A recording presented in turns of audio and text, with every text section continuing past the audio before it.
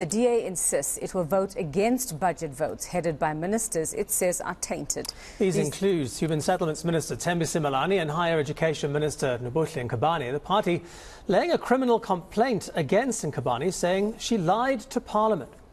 What is hypocritical is the fact that the president is willing to fire a deputy minister simply for not going overseas against his will, but going overseas when he ignored the request as the president, instead of actually firing the ministers who have corruption charges against them. That is the hypocrisy over here, not the DA saying that we can't give more money to these ministers. This is the first budget that we actually have the opportunity to vote against their budget votes. The hypocrisy lies with the fact that the president is willing to act against deputy ministers who haven't committed the most serious crimes we've heard of in government. In fact, quite petty in comparison with what the ANC ministers have done.